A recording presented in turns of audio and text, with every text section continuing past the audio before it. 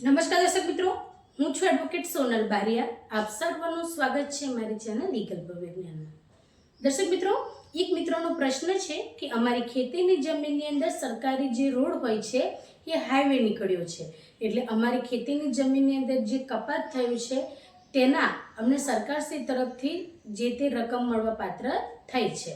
તો અમે 5 ભાઈ બહેન છીએ, તો એમાંથી એક ભાઈના ખાતાની અંદર એ જે અમારી ખેતીની જમીનમાંથી જે રોડ નીકળ્યો એના જે સરકારશ્રી તરફથી પૈસા મળવા પાત્ર રહ્યા છે તેમાંથી અમારી જે કહીએ કે અમારા 5 ભાઈ બહેન છે એમાંથી એક બહેનને પૈસા આપવામાં આવેલ નથી.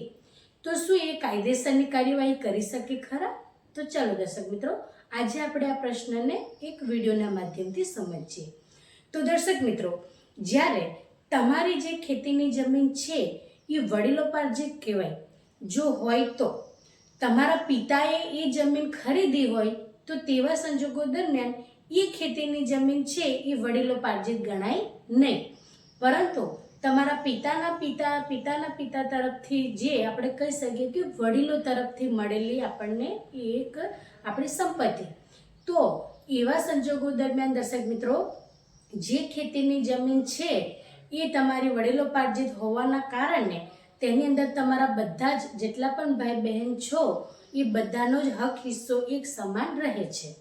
તો હવે અહીંયા આગળ જે પ્રશ્ન છે કે તમારી જે ખેતીની જમીન છે એની અંદરથી જે તે રોડ નીકળેલો છે, એટલે રોડની અંદર તમારી જમીનનું જે કપાત થયેલું છે એ કપાતના હિસાબે તમને જે રકમ મળવા પાત્ર રહી હશે એ રકમમાંથી જે તે પૈસા છે કોઈ એક જ વ્યક્તિના ખાતામાં આવેલા હશે. તો એ જે પૈસા તમારા જે ખેતીની જમીન છે એની અંદર દર્શક મિત્રો તમને જેટલા પૈસા મળવા પાત્ર રહેલા હોય એના તમારા જે 5 ભાઈ બહેન છે તેની અંદર વહેંચણી કરવાની હોય. એટલે એ જેટલા તમારા પૈસા મળેલા છે એ પૈસાના તમારા ભાગતા જે કહી શકે કે હિસ્સા પ્રમાણે તમારે તેની અંદર વિભાજન કરવાનું રહે છે અને તે પ્રમાણે તમારે પછી વહેંચણી કરવાની રહે છે. પરંતુ 5 ભાઈમાંથી જે તમારા ભાઈ બહેન છે એનીમાંથી જો બેનને પૈસા આપવામાં ન આવેલા હોય તો બેન લીગલી કાર્યવાહી કરી શકે છે.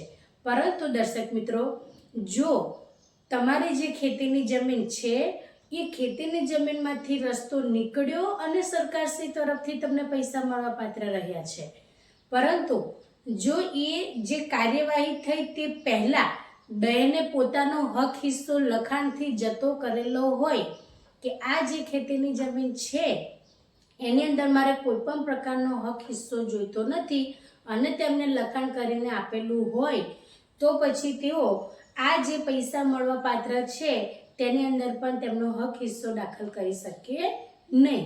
પરંતુ જો તેમને તેમનો હક જતો ન કરેલો હોય અને દર્શક મિત્રો આ રીતની કોઈ કહી શકે કે એમને સરકારશ્રી તરફથી આ રોડ નીકળવાના કારણે પૈસા મળેલા હોય તો તેની અંદર બેન છે એમનો પણ એક સમાન હિસ્સો મળવા પાત્ર રહે છે. એટલે જે તે સમયે પૈસા મળવા પાત્ર રહ્યા તે સમયે 5 ભાઈ બહેનોના એક સમાન એક હિસ્સો પ્રમાણે એમને જે તે વહેંચણીના સ્વરૂપે એમને પોતાની રકમ મેળવવાનો હક છે. પરંતુ જો બેને હક હિસ્સો જતો ન કર્યો અને તમે બેનને પૈસા નથી આપ્યા તો બેન તમારી ઉપર કાર્યવાહી કરી શકે છે. તમે એમના ભાઈઓ છો અથવા તમારા ભાઈ બહેનો છો અને તમે પૈસા વહેંચણી કરી લીધેલા છે અને તમે બેનને નથી આપેલા, તો તેઓ જે પૈસા આવ્યા છે અને જે જમીનની અંદર રોડ નીકળ્યો છે તેનો એમને તમારી ઉપર લીગલ કાર્યવાહી કરી શકે છે અને જે એમના હિસ્સાની રકમ છે એ તેઓ મેળવી શકે છે. એટલે દર્શક મિત્રો, જ્યારે ખેતીની જમીન હોય અને ખેતીની જમીન વડીલોપાર્જિત હોય ત્યારે હંમેશા યાદ રાખવું કે એવી જે ખેતીની જમીન છે તેનું જ્યારે વેચાણ કરવામાં આવેલું હોય અને વેચાણ કરવાથી જેટલી રકમ મળવા પાત્ર રહી હોય એ 7/12ની અંદર જેટલા પણ નામ છે એ બધા જ હિસ્સેદાર ગણાય. એટલે જેટલી રકમ તમારી ખેતીની જમીનનું વેચાણ કરવાથી મળવા પાત્ર રહી હોય એ તમારી રકમના બધા જ હિસ્સેદારોને એક સમાન રૂપે વહેંચણી કરવાની રહે છે.